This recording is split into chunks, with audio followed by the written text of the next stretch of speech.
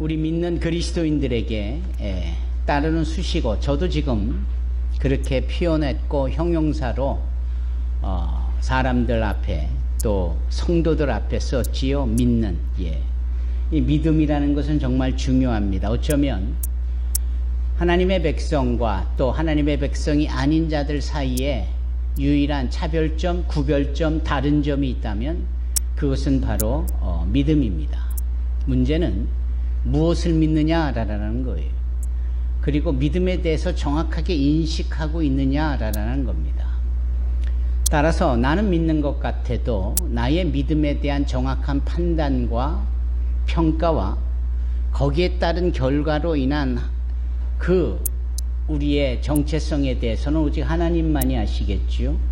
오죽하면 누가복음 18장에 인자가 올 때에 너희 가운데 믿음을 보겠느냐, 이런 탄식 섞인 듯한 말씀을 하세요. 그만큼 다 믿는 것 같은데 다 믿는 게 아닌, 그리고 우리는 이것이 믿음이라고 생각하지만 하나님 편에서는 믿음이라고 여겨지지 않는 것들이 있을 수 있다라는 겁니다.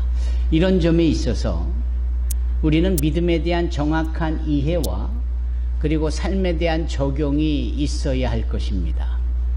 이 믿음에 대하여서는 일찍이 사도 바울이 에베소서 2장 8절에 은혜로 말미암아 구원으로 인하여 믿음으로 인하여 구원을 얻게 되어지는 것, 이것이 바로 하나님의 주신 선물이라고 정의하셨는데, 이 내용만 보더라도 믿음이 곧 은혜요, 은혜가 곧 믿음이며 이것이 하나님이 우리에게 주신 선물인 거로 이것은 우리를 구원에 이르게 하신다라는 겁니다. 믿음은 그만큼 중요한 것이고 우리가 아무리 강조해도 과하지 않는 겁니다. 저는 최근에 사랑보다도 믿음을 더 중요하게 여기는 어느 목사님의 간증을 본 적이 있습니다. 아니, 성경에 믿음, 소망, 제일, 믿음, 소망, 사랑은 항상 있을진데 그 중에 으뜸, 제일은 사랑이라고 말씀하고 있으면서도 오히려 그분은 억지로라도 믿음이 더 우선이다 라는 표현을 쓰세요. 심지어는 본인의 간증 속에 당신이 결혼하게 되어졌을 때도 그 결혼을 소위 아내로 맞이하는 그 사모님에 대하여서 그분을 먼저 사랑한 것이 아니라 하나님이 그 여인하고 결혼하게 하셨다라는 그 하나님의 계획을 믿어지고 믿음이 생기니까 그 믿음 부여잡고 결혼을 했다라는 거예요. 그랬더니 사랑이 계속해서 생겨나고 사랑하게 되고 사랑이 넓어지고 깊어지고 지금까지도 사랑하고, 그래서 본인의 소신일 수 있지만 특히 젊은이들에게 이 사랑하기 때문에 결혼하는 이 부분에 대해서 좀 생각을 달리 해보아. 이 배우자가 나의 배우자가 될 것에 대한 믿음이 있다면 결혼하라라는 거예요. 그리고 나서 사랑하도 늦지 않다. 믿음이 우선이 되어지니까 사랑이 가능해지더라. 그리고 그 사랑이 더 깊어지고 더 계속되어지더라.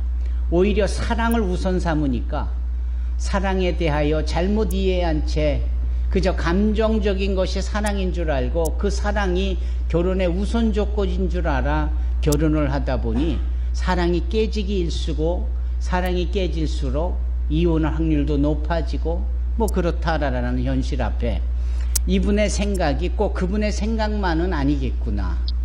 그만큼 믿음이 중요한 것이고 믿음은 사랑까지도 완성짓는 단초가 되고 그 사랑을 완성지어가는 에너지가 될 수 있겠구나. 사랑하는 성도 여러분, 우리가 천국에 나아가기까지 하나님의 상급을 얻고 그 하늘나라에서 영생복락을 누리기까지, 그래서 우리의 믿음은 늘 확인되어져야 되고 담금질되어져야 되고 믿음에 대한 부분이 적용되어져야 합니다. 이 성경 전체에 흐르고 있는 맥락 중에 하나는, 그래서 하나님께서 택한 자들에게 믿음을 은혜로 선물로 허락하시고 그들의 믿음을 끊임없이 도전하고 격려하고 테스트도 요구하시면서 한 사람의 믿음을 아주 최고점으로 올려놓은 일을 하시지요. 그러한 대상되어졌던 대표적인 인물이 동방의 의인 욥이라고 볼 수가 있지 않습니까? 나의 가는 길을 오직 그가 아시나니 그가 나를 단련하신 후에 내가 정금같이 나아가리라. 그 정금같이 나아간다라는 것은 바로 믿음이라는 어떠한 세상적 불순물이나 인간적 사조나 생각이 끼어들지 못하는 불순물을 다 제거한 온전한 순전한 믿음, 그것을 의미하는 겁니다. 우리 산소망 교회의 이름이, 이 부활의 산소망은 베드로전서 1장 3절로 7절의 한 프레이즈, 단락의 제목으로서 주어진 내용인데요. 거기에 우리의 믿음은 불로 연단하여도 없어질 금보다도 더 귀하다, 이런 말씀을 하거든요. 여러분, 우리 모두가 그러한 믿음을 지니기를 주님의 이름으로 축원합니다. 일찍이 아브라함을 하나님께서 이끌어내시고 그를 약속의 땅으로 보내실 때 아브라함은 자신의 믿음에 대한 부분을 하나하나 담금질해 나갈 수 있었어야만 했고, 그의 믿음이 하나님 앞에 테스트, 시험당하여야만 했습니다. 여기서 분명 알아야 될 것은 하나님께서 우리에게 연단의 과정을 허락하시고 지긋지긋한 고난의 길을 허락하시는 이 모든 것은 우리를 실패의 끝자락으로 내모시거나 우리를 실패한 영혼이 되게 하시려는 것이 아니라 그때그때마다 피할 길을 열어주시고 능히 감당할 만한 테스트를 하시면서 우리의 믿음을 더욱더 이렇게 성숙하도록 진작시켜 가신다라는 것을 의미합니다. 그런 점에 있어서 아브라함, 믿음의 조상 아브라함에게 주셨던 하나님의 테스트는 창세기 12장부터 그가 세상을 떠나는 25장까지 계속되는 겁니다.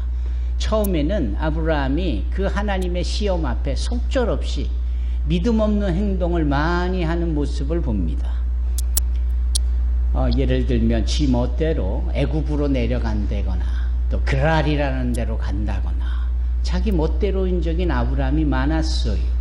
그럴 때마다 하나님은 그를 위로하고 격려하고 잘못된 판단과 선택에 따른 어려운 상황 속에서 도리어 하나님께서 은혜와 자비를 베풀어 주시면서 아브라함으로 하여금 그 믿음이 본인의 경험이나 생각이나 본인의 이런 지식에 있지 아니하고 이 인간의 성공적인 삶이 살아가면서 겪는 그 풍성하고 값지고 존귀한 의미 있는 삶이 되어지기까지는 철저하게 하나님만을 섬기고 의지하게 하려는 데 있다라는 것을 알아가게 하십니다. 그 비근한 예로 그 아브라함이 쭉 그런 과정을 거치면서 맨 마지막에 소위 자신의 아들 이삭을 하나님 앞에 번제로 드려야 되어지는 그 시험 앞에서도 이젠 아브라함은 당당하게 부활신앙을 말하며 그 하나님 앞에 순종하기를 주저하지 않는 내용이 창세기 22장입니다. 너희들 하인들은 여기 있어라. 내가 내 아들과 더불어 저 모리아산 꼭대기에 하나님 앞에 번제를 드리러 가고 번제를 흐린 후 나와 내 아들이 다시 이곳에 올 것이다 라는 약속을 합니다. 그때 어떠한 형편과 상황 속에도 아브라함이 자신의 아들인 이삭과 다시 돌아올 수 있다라고 자신할 만한 내용이 없었거든요. 다만 하나님이 아브라함에게 너는 너의 아들 이삭을 내게 번제로 드리라는 말씀만 주셨을 것이고 그 말씀 앞에 본인의 온전한 순종이 행함으로 뒤따르는 그 과정일 뿐이었는데 그 과정을 넘어 아브라함은 나와 내 아들이 다시 돌아올 거다. 이게 무엇을 의미합니까?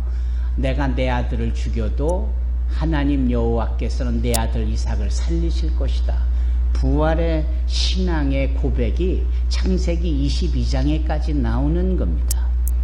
그리고는 그는 그의 아들 그 이삭을 레베카, 리브가라는 여인과 결혼을 할 때도 자신의 가정 가문을 믿음으로 세우겠다라는 아주 확고부동한 그러한 결단과 기준이 있었죠. 내 아무리 내 눈에 쏙 드는 며느리가 있어도 내 믿음의 가문에 본인이 유입되어지기를 거절하고 우리의 믿음의 가문과 함께하지 않으려고 내 아들을 자신의 가문으로 데려가라는 요량이라면 그런 결혼은 나는 안 시킨다.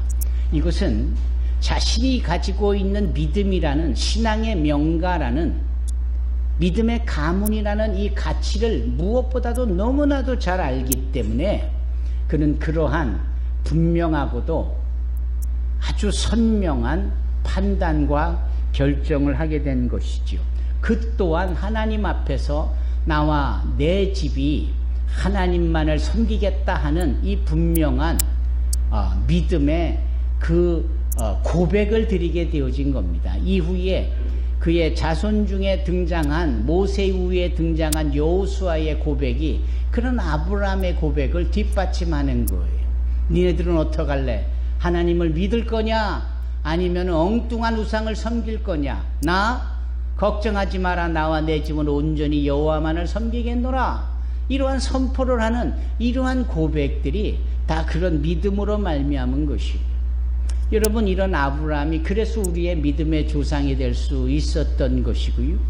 그는 그렇게 자신의 그 아내인 사라가 죽어도 하나님 품에서 살아있다는 것을 소위 증명해내듯이 헤브론이라는 것을 소유하며 자신도 헤브론에 머물게 되어지고 장래 치우치는 일들로 이 땅에서의 삶의 흔적은 마감하지만 그는 여전히 믿는 우리 모든 사람들에게 우리의 조상이다라고 존경받고 고백받고 있지 않습니까? 그 근거가 뭡니까? 바로 믿음입니다. 믿음. 그 믿음을 하나님께서 의로 여기셨다라는 말씀이 바로 그거 아닙니까? 이제 이런 점에 있어서 그 아브라함의 믿음을 하나님이 의로 여기셨다면 저와 여러분들이 예수님을 통하여 하나님을 믿고 순종하며 나간다면 역시 우리를 의롭게 여기시는 줄로 믿습니다. 우리 모두가 다 믿음으로 말미암아 의인이 되어진 자들입니다. 할렐루야. 이 믿음이 얼마나 중요한 겁니까? 그래서 이 믿음이 나 때에서만 반짝하고 끝나고 끝나는 게 아니라 이 나로 시작된 믿음이 내 자녀들에게 선한 영향력을 끼치고 내 자녀들을 넘어 그 자손에 이르기까지 이 믿음이 위로부터 아래로까지 흐르듯이 그렇게 믿음의 가문이 되어야 되고 신앙의 명가가 되어야 합니다. 우리 교회가 이것을 정말 중요하게 가치 있게 여기지 않습니까? 네? 우리 자녀들이 무슨 큰 고위 대작, 무슨 그러한 관리가 되고 세상의 키워드로서 성공하다라고 여겨지는 반열, 그런 거에는 우린 별로 큰 관심이 없어요. 물론 그런 데 있으면 좋겠지만 그렇지 않았다고 인생이 실패한 것도 아니고 그렇지 않아도 인생이 모자라는 것도 아니고 그런 것들이 결코 추구할 수 없는 하나님이 인정하는 절대적이고 영원한 가치, 하나님의 의, 이것을 우리 자녀들이 이루는 것에 대하여 우리는 초점을 맞추고 온 가족 예배를 드리면서 이렇게 부모와 그 세대를 넘는 자녀들과 그 세대를 넘는 자손들이 함께 어우러져 예배를 드리는 겁니다. 이것은 진정한 최고의 최상의 최고의 가치가 아닐 수 없습니다. 사랑하는 성도 여러분, 이 믿음을 우리가 잘 지녀야 합니다. 그러면 이제 이 믿음에 대하여서 우리가 좀 더 손쉽게 접근해보고 그 믿음을 쉽게 이해해볼 요량으로 말씀을 나눌 때에 이 1번 무엇을 기대하는가라는 이 부분을 생각해 보십시다. 무엇을 기대하는가? 여러분, 기대하지도 않는데 믿음이 훅 들어오는 거 아닙니다. 나에게 어떤 바라는 것이 없는데 믿음이다라는 것이 성립이 되는 게 아니에요. 믿음이 있기 전 내가 무언가를 기대해야 되고 바라는 것이 있고 원하는 것이 있고 소망해야 되는 겁니다. 그래야만 그 간절함이 소위 이루어질 수 있도록 해주시는 절대자에 대한 믿음으로 연결이 되어지는 거예요. 이 구하는 것, 기대하는 것, 원하는 것이 없이 믿음이 무슨 의미가 있겠습니까? 여러분, 그런 점에 있어서 믿음의 단계 전 여러분들은 과연 무엇을 바라고 있는지, 무엇을 원하고 있는지, 무엇을 기대하고 있는지를 정확하고 분명하게 정의할 수 있어야 되고 고백할 수 있어야 됩니다. 여러분들은 무엇을 원하십니까? 도대체 예수를 믿는다라고 할 때 예수께 무엇을 원하고 있습니까? 정말 좋은 답을 얻기 위해서는 좋은 질문을 해야 합니다. 질문 없이 가장 좋은 답을 훅 얻을 수는 없습니다.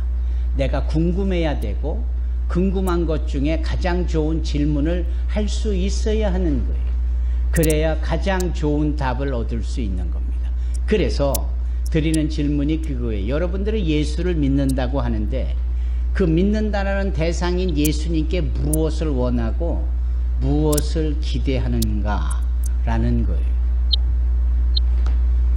선뜻 대답이 안 나오면 내가 예수님을 왜 믿는지에 대한 부분도 한번 재조명, 재정립을 해볼 필요가 있습니다. 생각하는 그리스도인으로서 그냥 다람쥐 쳇바퀴 돌도 시간 되니까 후루루 왔다가 예배드리고 점심 먹고 후루루 가고 아니고요. 이 예배 때에 하나님 앞에 나와서 나의 믿음을 고백할 때 그 믿음에 나는 하나님께 무엇을 기대하는지에 대한 것이 담겨져 있어야 하는 겁니다. 어느 날 예수님께서 여리고라는 지역을 가시는데 거기에 바디메오라는 사람이 등장합니다.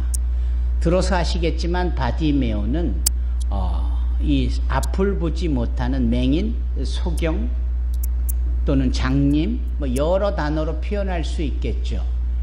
Eye of cripple, cripple of eye. 그렇죠? 눈에 불구가 있는 앞을 못 보는 사람인데요. 이 사람이 사람들의 발자국 소리가 많아지고 웅성웅성 되어지니까 촉을 발동하는 겁니다. 무슨 일입니까? 예수라는 자가 지금 이 여리고성을 지나가고 있단다. 그 소리를 듣자마자 앞 못 보는 이 바디메오가 그 자리에서 벌떡 일어나서 소리를 지르는 겁니다. 어떤 소리를 지르느냐? 다윗의 자손 예수여 나를 불쌍히 여겨주시옵소서. 얼마나 고래고래 큰 소리를 불렀을까요? 절규에 가까웠고 정말 살려고 몸부림치며 도움을 호소하는 그런 사운드가 아니었겠습니까? 다윗의 자손 예수여 나를 불쌍히 여겨주옵소서. 그가 예수에 대해서 아는 유일한 정보는 그가 다윗의 자손이라는 것밖에 없어요. 그래서 그가 외치는 겁니다. 다윗의 자손 예수요. 그리고 나를 불쌍히 여겨달라는 것. 그는 그걸 기대하는 겁니다. 그거를 간절히 소망하는 거예요. 이 주변 사람들이 이 뱅인인 이 바디메오의 그 소리를 묻히게 만들죠. 소리 지르지 말라고 방해를 하죠. 그러면 그럴수록 이 맹인 소경 거지 바디메오는 더 크게 외칩니다. 다윗의 자손 예수여 나를 불쌍히 여겨주옵소서. 주님께서 그런 소리를 마다할 리가 없습니다. 가던 길 멈추고 데려오라라고 손짓할 때 사람들이 그를 데려오려고 하니 이 소경거지가 주님 앞에 벌떡 뛰어나오는 그 열정으로 주님이 물으십니다. 이게 본론입니다. 이게 메인 포인트예요. 내가 네게 뭘 해주기를 원하느냐? What do you want me to do for you? 내가 네게 뭘 해주기를 원하느냐? 지금 네가 나를 믿는 것 같은데 그러면 나로부터 뭘 믿는 거고 뭘 해주기를 원하느냐? 이 질문 아닙니까? 이 질문에 이 소경거지 바디메오는 성진아 뭐라고 주님께 답을 하냐면 내 보기를 원하나이다. 아주 정확하고도 분명한 자신의 원함이 무엇인지 그 원함을 예수님 당신에게 내가 요청할 때 당신은 나의 원함인 이 보기를 원하는 것을 보여줄 수 있는 분인 이것이 믿음이다라는 거예요. 그랬더니 주님께서 네 믿음이 너를 구원하였다 하며 그의 바람을 소망을 원함을 믿음으로 받아들이시고 그 믿는 바디메오의 눈을 고쳐 그 눈을 뜨게 하시잖아요. 이 사건은 오늘날 우리에게 내가 뭘 믿고 있으며 믿는 가운데 뭘 기대하는지에 대한 동기를 정확하게 부여합니다. 여러분, 기도할 때도 내가 뭘 기도해야 되는지, 내가 믿어도 뭘 얻고자 믿는 것인지, 내가 예수께서 나의 구세주다라면 그분이 나를 구원할 자, 나를 지옥에서 건져낼 자, 나를 죽음에서 사망에서 자유케 할 자, 그래서 예수님이 나를 영생복락으로 누리며 살게 할 자라는 사실을 정확하게 믿어야 합니다. 우리 산소망교회 성도들이 다 제대로 된 믿음을 갖고 예수를 믿기를 주님의 이름으로 축원합니다. 이게 처음부터 잘 될 일은 없어요. 나 오늘부터 믿어야지. 그래서 탁 믿어지느냐? 유진아 그랬니? 아니잖아요. 그러지가 않아요. 아브라함조차도 하나님께서 인정할 만한 믿음을 얻기까지는 꽤 많은 시간이 요구됐고, 꽤 많은 시행착오가 있었고, 꽤 많은 우여곡절이 있었습니다. 다만 그 시행착오와 우여곡절을 경험하고 넘어가면서 믿음이 점점 자라고, 그 믿음이 점점 견고해지고, 하나님의 마음에 쏙 드는 믿음으로 정제되듯이, 정제되듯이, 그렇게 정죄가 아니라 정제되어졌다. purified, 깨끗하게 걸러졌다. 정제되어졌다. 여러분, 우리도 그러한 믿음이 정제되어지기까지는 시간도 필요하고 여러 가지 상황이나 환경이나 시행착오도 겪을 수 있는 겁니다. 그래서 두 번째 단락을 기대와 믿음 사이라고 제가 여기에 주보에 그렇게 소주제를 넘었습니다. 아마도 이 기대와 믿음 사이에서 허부적대는 우리가 존재할 거예요. 여전히 믿음이라고 하기에는 뭔가 애매모호하고 약간 정석현 안수집사님의 표현대로라면 거시기한 정도의 수준이 있어요. 이게 바로 기대와 믿음 사이에 이것도 저것도 아닌 듯한, 그런데 좀 되어가는 듯한, 긍정적으로 보면, 부정적으로 보면 아직도 먼 듯한 이런 게 분명히 있는 거예요. 그러다 보니까 여기 주님의 제자들조차도 제대로 믿는 것 같은데도 어느 순간에는 획하니 예전 모습으로 있고, 정말 믿음 있는 사람은 그러지 않을 텐데 가장 중요할 때 코를 골고 잠에 빠지는 경우도 왕왕 있었고, 정말 믿는다면 그렇게 말 안 할 텐데 엉뚱한 소리를 해대며 그냥 주님 세상으로 가시기는요, 그냥 우리끼리 여기서 움막 짓고 평안하게 우리끼리만 좋은 시간 갖죠, 이런 말도 안 되는 얘기를 하는가 하면 다 그런 거예요. 그게 사실은 우리의 믿음이라는 것을 하나님께서 당신의 사랑과 긍휼과 자비로 인하여서 부족하기 그지 이를 데 없지만 그러한 우리의 믿음을 믿음으로 여겨주시니까 그것이 은혜로 이어지는 거지, 정말 점수제를 도입을 해가지고 70점 이상부터는 합격, 69점부터는 탈락, 그러면 탈락당할 사람들이 대다수겠지요. 이런 점에 있어서 주님의 공생의 사역 중 행하셨던 대부분의 일들은 이렇게 기대와 믿음 사이에서 아직도 긴가민가하는 사람들을 걸러내시고 정죄하시는 그런 역사로 가득합니다. 주님께서 귀신 들린 자를 내어 쫓으시지요. 그 직전에 무슨 일이 있었느냐면, 이 제자들이 아무리 귀신을 내어 쫓으려고 발버둥 쳐도 이게 잘 쫓아내지지가 않는 거예요. 그래서 예수님이 보다 못해 주님이 그 귀신을 쫓아내는 거예요. 그랬더니 그것을 본 제자들이, 아니 어떻게 우리는 귀신을 내어 쫓을 수가 없었습니까? 바로 그때 하셨던 주님의 말씀이, 만일 너희가 겨자씨만한 믿음이 있거들라 이 산을 명하여 저 바다에 던지우라 하면 그렇게 될 것이다. 주님이 그렇게 말씀하시죠. 그러니까 본인들은 스스로 믿음이 있는 줄을 알고 믿음으로 귀신아 떠나가라 라고 외치고 소리를 쳤건만 껐떡도 하지 않는 이 전반적인 상황의 근본적인 이유는 무엇이었느냐? 이 제자들이 자신들은 믿음이 있는 줄 알았는데 주님 편에서 보니까 겨자씨만한 사이즈도 못 되는 그 믿음이라고 할 수 없는 그 믿음의 비스무리한 믿음의 그 거시기한 그런 정도였다라는 거예요. 혹시라도 오늘날 우리가 그러한 수준이라면 우리도 우리의 믿음에 대한 정확한 이해와 또한 적용이 있어야 할 것이고 주님께서 인정하실 만한 그러한 믿음으로 우리가 더더욱 성장해 가야 되는 줄로 믿습니다. 여기 그래서 세 번째의 적용을 믿음의 정수와 또 적용이라는 표현을 쓰게 되는 겁니다. 여기 11장 전체는, 이 히브리서 11장 전체는 우리 사랑하는 정훈이가 딱 2절을 대표해서 읽었지만 이 이후에 등장하는, 여기 주보에 나온 대로라면 옛날 사람들도 믿음으로 인정받았다라고 할 때 이 사람들이 다 믿음으로 인하여 그들의 인생에 진정한 가치를 부여받았고 믿음으로 인하여서 성패가 좌우됐었고 믿음으로 인하여서 그들의 삶이 어떠했는지에 대한 결정이 되어지는 것을 이 히브리서 11장에 고스란히 언급을 하고 있는데, 등장하는 수많은 사람들의 그 이름 하나 한 절 한 절은 여러분들이 보시면 다 아실 만한 그런 믿음의 역전의 용사들입니다.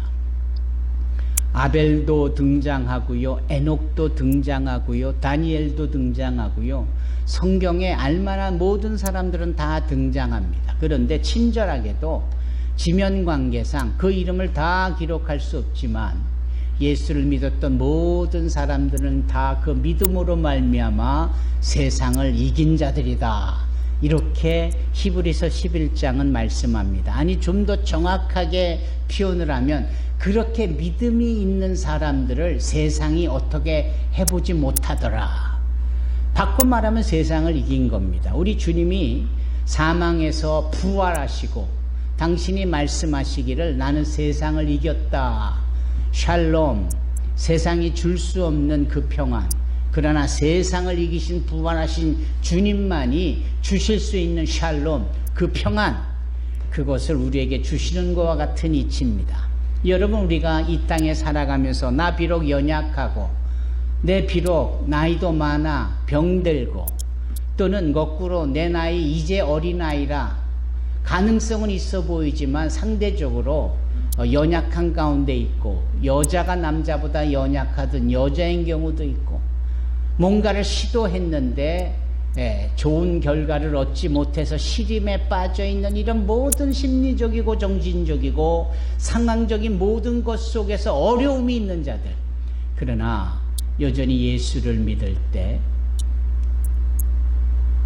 그 믿음 직전에 그 기대와 믿음 사이가 아닌 철저하고도 분명하게 지금이라도 예수님이 나의 모든 문제를 해결해 줄 수 있다는 것을 믿을 때 우리는 세상을 이기고 우리는 모든 환경과 상황을 돌파하고 극복하고 승리하게 되어지는 줄로 믿습니다. 한 여인이 있었습니다. 그 여인에게는 사랑하는 남동생이 있었는데요, 죽었어요. 그래서 예수님께 살려달라고 사전에 사람을 보내어 어서 좀 오셔서 저희의 동생, 주님도 아시는 그 나사로, 주님께서 사랑하셨던 그 형제 좀 살려주세요. 네, 요청을 했건만 주님은 그 요청을 받으시는데도 불구하고 일부러 늦게 가십니다. 하루, 이틀, 사흘, 나흘이 되셔서 가세요. 그 말엔즉슨 이 나사로가 죽어서 이미 장례를 치루어 무덤에 안치되어진 게 하루, 이틀, 사흘, 나흘이 되어졌다라는 것이에요.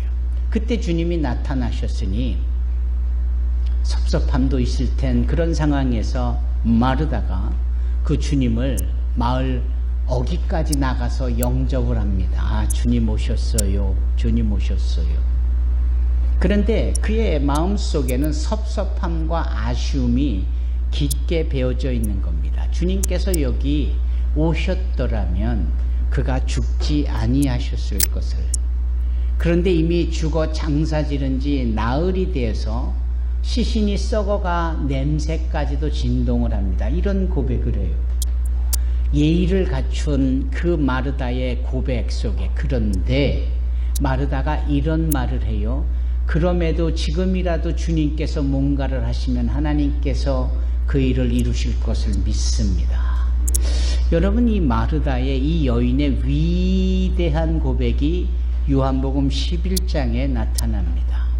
이러한 고백들이 모아져서 소위 우리가 예배를 드리기 전 사도신경으로 우리의 신앙의 고백을 표현할 때,